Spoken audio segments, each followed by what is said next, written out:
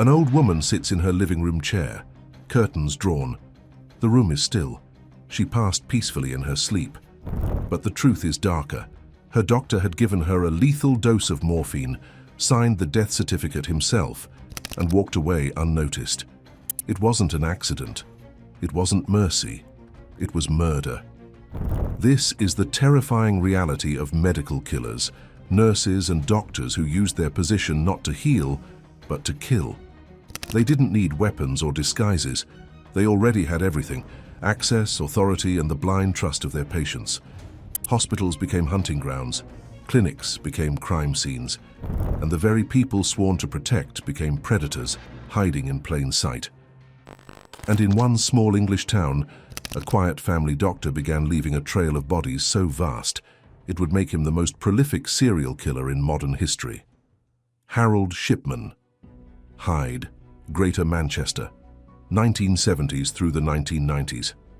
To his patients, Harold Shipman was the model of a family doctor, soft-spoken, reliable, always available for house calls.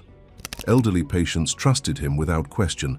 Families welcomed him into their homes, believing he was there to care for the people they loved. But behind the stethoscope and calm manner was something far darker.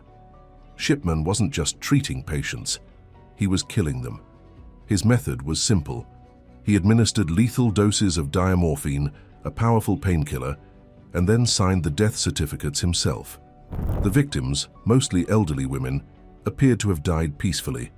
Few suspected foul play. For years, the deaths blended into the background. After all, many of his patients were old, already in fragile health, but suspicions began to grow. Local undertakers noticed Shipman's patients were dying at unusually high rates. Other doctors began to question why so many of his patients were found sitting fully dressed in chairs rather than in hospital beds. In 1998, the pattern finally broke. Relatives of Kathleen Grundy, a wealthy widow, were shocked when her will surfaced, leaving nearly all her estate to Shipman. They pushed for an investigation. Exhumation revealed lethal levels of morphine in her system. It was the first clear evidence that the trusted doctor was, in fact, a murderer. Police dug deeper. What they uncovered was staggering. Records, prescriptions, and death certificates revealed a trail of death stretching back decades. Shipman was charged with 15 murders, but is believed to have killed over 200 patients, making him the most prolific serial killer in modern history. In 2000, Harold Shipman was sentenced to life in prison.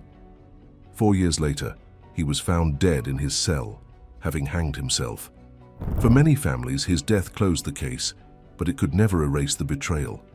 The man they had trusted to heal their loved ones had quietly turned himself into one of the deadliest predators the world has ever known. And if the thought of a doctor killing the elderly is horrifying, what came next was even worse. In a children's ward, tiny patients fighting for their lives suddenly began collapsing without warning. Parents thought it was illness. Nurses rushed to help. But in the middle of the ward, dressed in scrubs, was the real cause of their suffering. Beverly Allitt, Grantham, England. 1991. Ward 4 of Grantham and Kesteven Hospital was supposed to be a safe place for sick children. Parents brought their sons and daughters there for care, trusting the nurses in crisp uniforms who hovered over their beds. Among them was Beverly Allitt, a 22-year-old pediatric nurse, quiet, unassuming, and seemingly devoted to her patients. But in the spring of 1991, something strange began to happen. Children who had been stable suddenly collapsed. Alarms went off in the ward. Nurses rushed to resuscitate toddlers who had stopped breathing without warning. Some recovered, others never did. The deaths came one after another. 7-year-old Liam Taylor, 11-year-old Timothy Hardwick. A string of young patients who shouldn't have died suddenly did, and in each case, Beverly Allitt was on duty. Doctors were baffled at first. The children's symptoms didn't match their diagnoses. Post-mortems revealed high levels of insulin and potassium in their systems, substances that in the wrong doses could be fatal. Investigators realized these children had not died from illness. They had been poisoned. The suspicion soon fell squarely on Allitt. She was always nearby when the collapses happened. She volunteered for extra shifts. and she seemed almost calm in the chaos, as if she expected it. When police searched her belongings, they found evidence of tampered medical charts. It became clear she had been injecting her patients with lethal doses of drugs. In total, Alit killed 4 children and seriously injured 9 others over a matter of weeks. At trial, she showed little emotion, offering no explanation for why she targeted children. Psychiatrists suggested she suffered from Munchausen syndrome by proxy, a disorder where caregivers create medical crises to draw attention to themselves. But for the families, no diagnosis could explain the loss of their children. In 1993, Beverly Alit was sentenced to 13 life terms.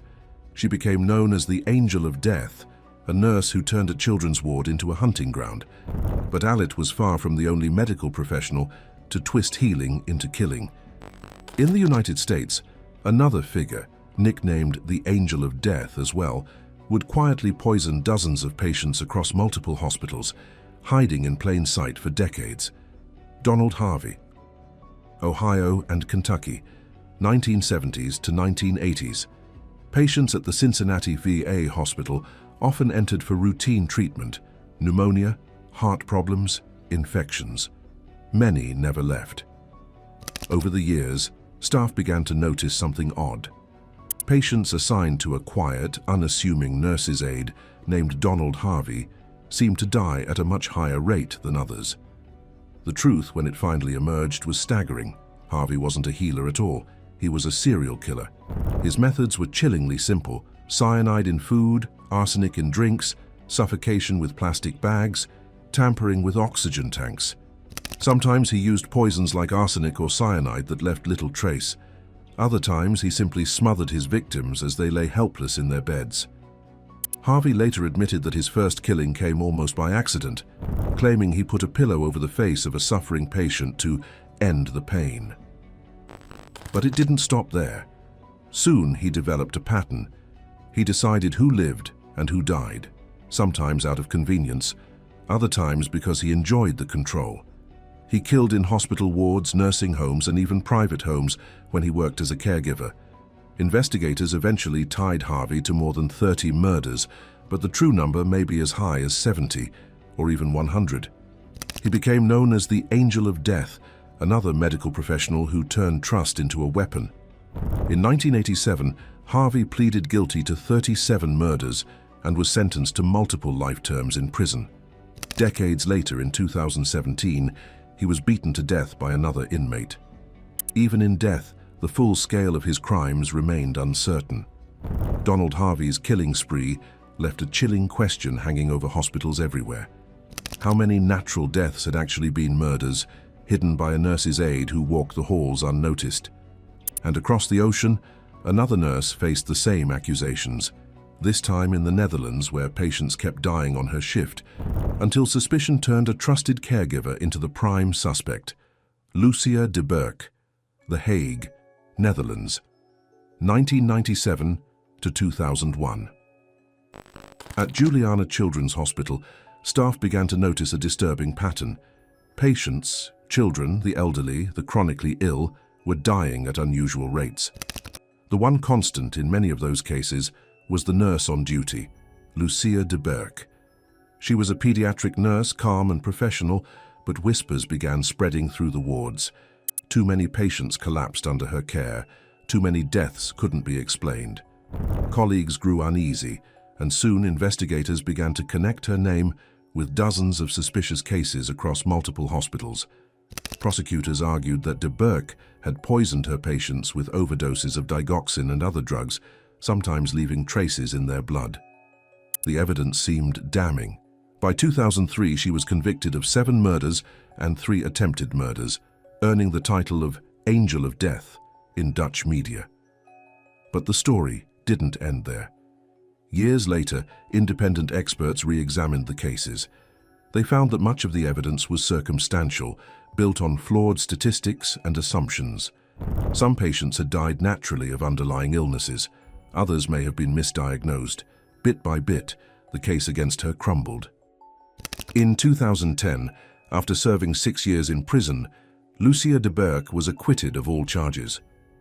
What had been portrayed as a serial killer case turned out to be one of the biggest miscarriages of justice in Dutch history. Still, the damage was done. For years, Lucia lived with the label of a child-killing nurse, and the doubts it raised linger even now. How do you tell the difference between a medical professional who kills in secret and one who just happens to be present when tragedy strikes? In Lucia's case, the courts admitted they got it wrong, but across the Atlantic, another nurse's guilt was never in doubt. In New Jersey and Pennsylvania, patients kept dying quietly in hospital beds, while one man injected them with lethal doses again and again. Charles Cullen, New Jersey and Pennsylvania, 1980s to 2003. For nearly 2 decades, hospitals across the northeastern United States quietly lost patients at alarming rates. Elderly patients, middle-aged patients, even some who were expected to recover. Many died suddenly without warning, and often during the night shift. The common link, a nurse named Charles Cullen. Cullen seemed dedicated. He worked long hours, moved from hospital to hospital, and blended into the background. But in reality, he was using his position to carry out a killing spree that made him one of the most prolific medical serial killers in history. His method was subtle. He injected lethal doses of insulin or digoxin into IV bags, then walked away. The drugs would slowly shut down his patients' bodies, and the deaths often looked like natural complications. When suspicions began to build in one hospital, Cullen quietly resigned and found work somewhere else. Again and again, administrators chose silence over scandal, allowing him to move freely and continue his crimes. By the early 2000s, the death toll was staggering. Cullen later admitted to killing at least 29 patients, but investigators believe the true number may exceed 400. When finally confronted in 2003, he confessed almost casually, describing his murders as mercy killings. He claimed he was ending suffering, but many of his victims weren't terminal at all. Some had been recovering, even improving, before he cut their lives short. In 2006, Charles Cullen was sentenced to multiple life terms without parole. His case forced American hospitals to re-examine how they monitored staff and medication, exposing dangerous gaps in accountability. Cullen showed how easy it was for a nurse to exploit trust, slipping through the cracks of the system. But long before him, another figure had already been twisting medicine into murder, a woman who built an entire practice around starving her patients to death. Linda Hazzard, Olalla, Washington, early 1900s. In the age of patent medicines and miracle cures, one woman promised desperate patients something different: fasting therapy. Dr. Linda Burfield Hazzard, who styled herself as a physician, ran a sanitarium in the remote woods of Washington state. Her cure was simple and brutal: starvation. Patients who arrived at her institute were told to eat nothing but small portions of vegetable broth, sometimes just a few spoonfuls a day. They were given harsh enemas, long massages, and hours of treatments meant to cleanse the body. Many came to Hazzard hoping for relief from chronic pain or illness. Instead, they wasted away until their bodies shut down. Between 1908 and 1912, at least a dozen patients died under her care, though some estimate the true number to be far higher. Hazzard often claimed they had succumbed to underlying diseases, but in reality, her cure was the cause, and in a disturbing twist, she sometimes benefited financially. Several patients who died left wills naming her as a beneficiary or had their valuables taken while under her supervision. The scandal came to light with the case of Claire Williamson, a wealthy British woman who traveled to Washington seeking treatment. When she died at Hazzard's sanitarium, her sister survived long enough to alert authorities. An investigation followed, uncovering a grim pattern of malnutrition, abuse, and financial exploitation. In 1912, Linda Hazzard was convicted of manslaughter and sentenced to 2 years in prison. After her release, she even reopened a clinic, only to continue her practices until public pressure shut her down for good. In a final twist of irony, she later attempted her own fasting cure and died from starvation in 1938. Hazzard's crimes stood out not for injections or poison, but for turning medicine itself into torture. And while her killings unfolded slowly, over weeks of treatment, others would act far faster. ending lives in a matter of minutes with a single injection on a hospital ward. Niels Högel, Germany, 2000 to 2005. On the surface, Niels Högel was a dedicated nurse. He worked the night shifts, stayed close to his patients, and was often the first to respond when someone's heart stopped. To colleagues, he seemed unusually calm during emergencies, almost eager to take charge. But soon, that calmness began to look suspicious. Too many of his patients were crashing. Too many emergencies seemed to happen only when he was on duty. Investigators would later uncover the horrifying truth. Högel was deliberately injecting his patients with drugs that caused cardiac arrest, then rushing in to revive them. Sometimes he succeeded, winning praise as a hero. Other times his patients died. For Högel, it was never about mercy or necessity. It was about control. He admitted later that he craved the adrenaline, the attention, the feeling of power that came when life and death rested in his hands. The pattern went undetected for years. Hospitals transferred him quietly when questions arose, avoiding scandal instead of sounding alarms. Meanwhile, more patients died. The numbers grew higher than anyone could have imagined. In 2005, Högel was finally caught tampering with a patient's IV. That arrest cracked everything open. As investigations spread across multiple hospitals, the scale of his crimes came into focus. He eventually confessed to killing over 100 patients, though prosecutors believe the real number could be more than 300, making him one of the most prolific serial killers in modern history. In 2019, Niels Högel was sentenced to life in prison. For many families, justice came too late. The people they had trusted to save their loved ones had instead enabled a predator to walk the wards for years. Högel killed for the thrill of playing God, but not every medical killer was driven by adrenaline. In Texas, one nurse claimed she was protecting children from suffering, yet her care left dozens of infants dead. Janine Jones, Texas, late 1970s to early 1980s.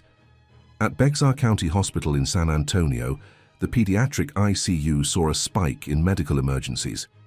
Infants who had been stable suddenly stopped breathing. Babies who were improving slipped into cardiac arrest without warning. Nurses scrambled to resuscitate them. Doctors searched for answers, but one nurse was always nearby: Janine Jones. Jones was described as energetic, ambitious, and oddly eager to be in the middle of crises. She thrived on chaos, often volunteering for high-pressure cases. But behind that eagerness was a horrifying truth. She was deliberately creating those emergencies. Her method was chillingly simple.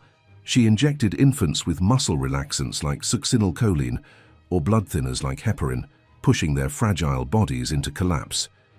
Then she would rush in as part of the code team, sometimes saving them, sometimes not. For Jones, it wasn't mercy.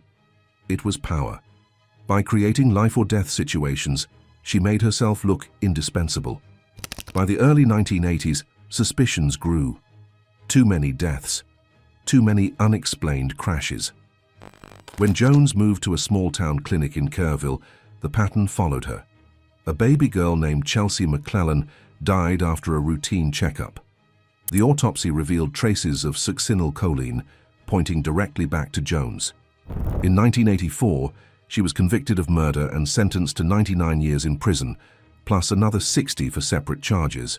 Investigators believe she may have killed as many as 60 infants, making her one of the deadliest pediatric nurses in history.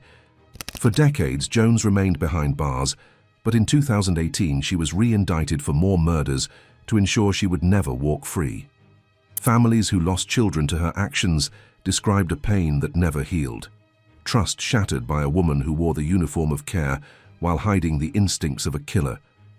Jones's crimes were fueled by a hunger for attention.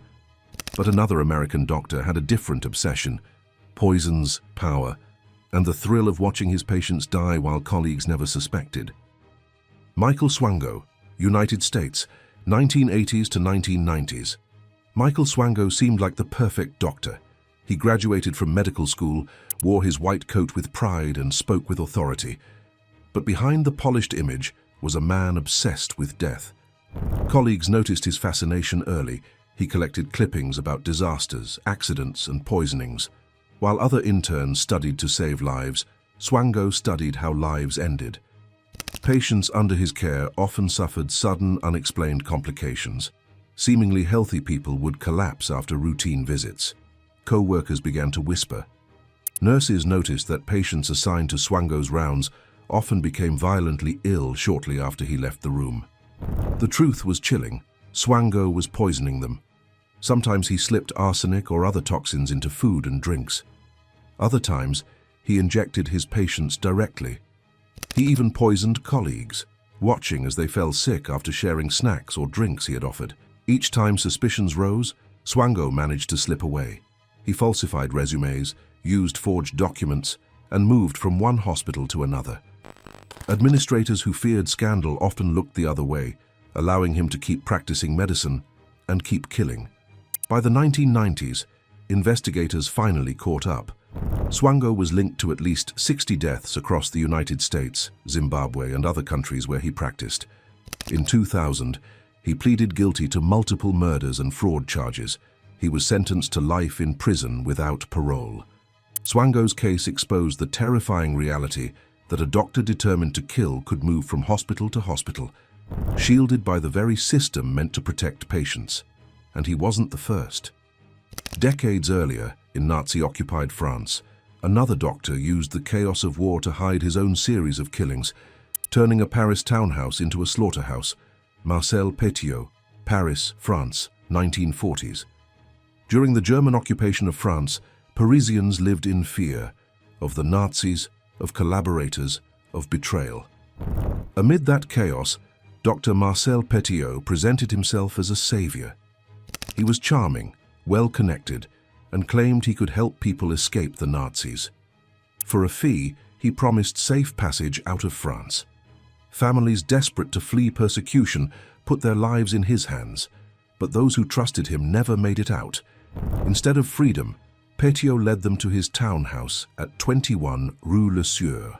Inside, he instructed his victims to inject themselves with what he said were vaccines to protect them during their journey. In reality, they were lethal doses of cyanide. Once his victims collapsed, Petiot stripped them of their belongings, stuffed their bodies into quicklime pits or burned them in his furnace, and pocketed their money. Neighbors grew suspicious when foul-smelling smoke poured from his chimney. Police eventually raided the house in 1944. What they found inside was horrifying: dismembered remains of dozens of victims, piles of clothing, and documents belonging to people who had disappeared after meeting the doctor. At trial, Petiot claimed he wasn't a murderer, but a patriot. That he had been killing Nazis and collaborators, not innocent civilians.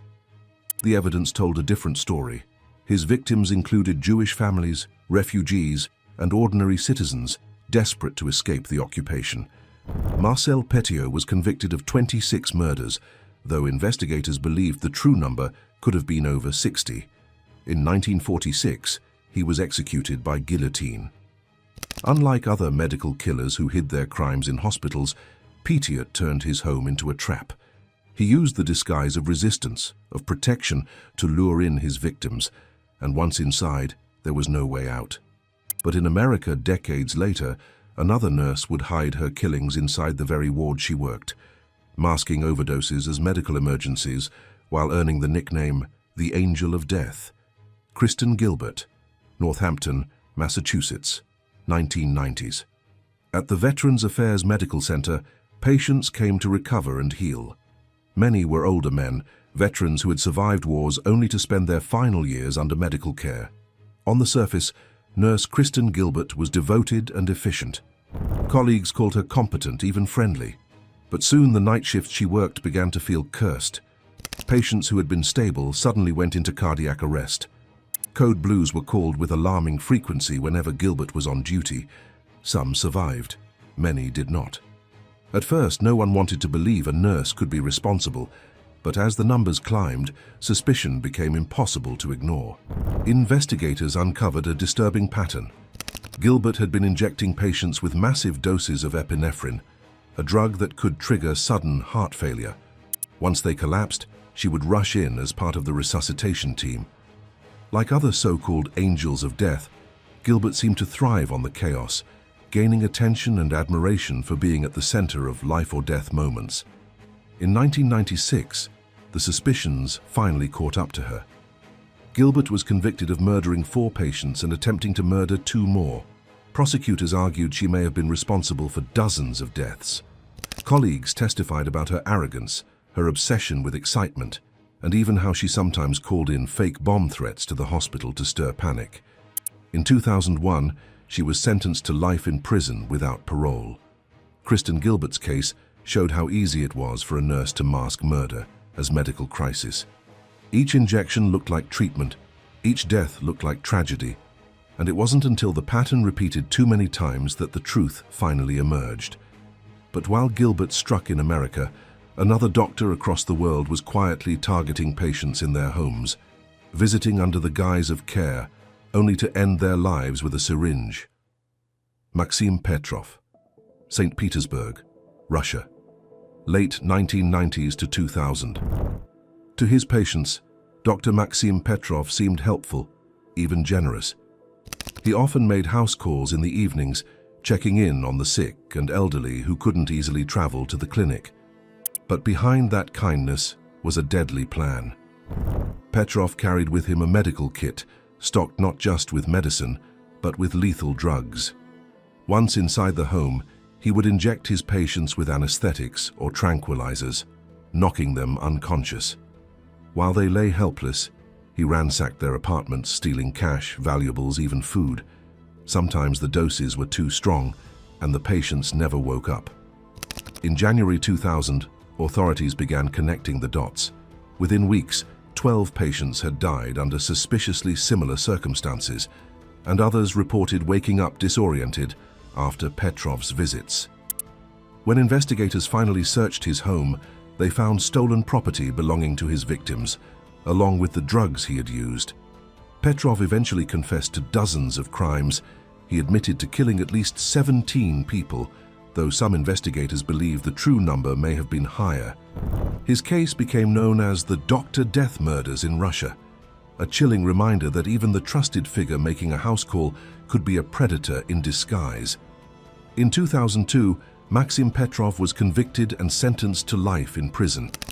His crimes left a community terrified, wondering how many other doctors could be abusing their access in the same way. Petrov used syringes and poisons for profit, but in California, another man, nicknamed the Angel of Death, was accused of using similar methods, not for money, but to quietly end the lives of dozens of patients. Efren Saldivar, Glendale, California, 1980s to 1990s. At Glendale Adventist Medical Center, Efren Saldivar was known as the Angel of Death. On the surface, he was just another respiratory therapist, calm, dependable, always present when patients in the intensive care unit took their final breaths. But for years, rumors circulated through the hospital staff. Too many patients were dying during his shifts. Too many cases looked alike. In 1998, Saldivar finally confessed. He admitted that for more than a decade, he had been injecting patients with powerful muscle relaxants and other drugs, quietly stopping their hearts. His reasoning, he claimed, was mercy, ending the suffering of patients who were terminally ill. But investigators quickly realized his story didn't fit. Some of his victims weren't terminal at all.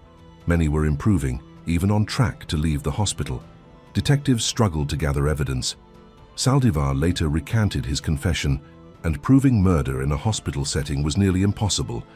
But when investigators exhumed several bodies, they found traces of the very drugs he had described. Faced with the evidence, Saldivar was charged.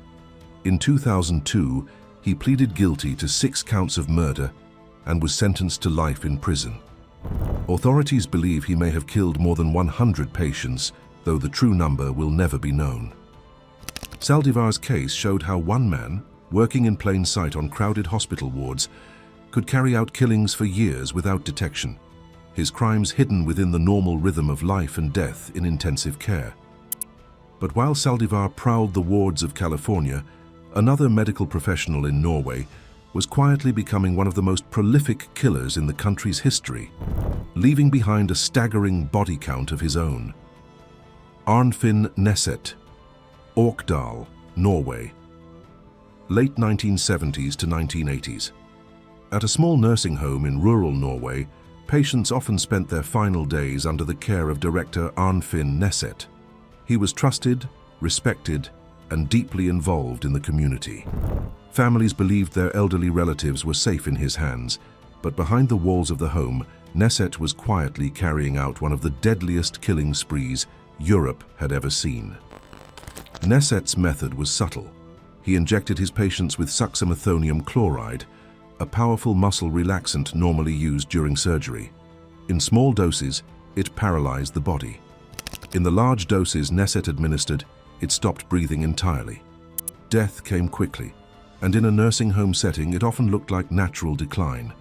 For years, suspicions went unnoticed. After all, the victims were elderly and already frail. But whispers began spreading among staff.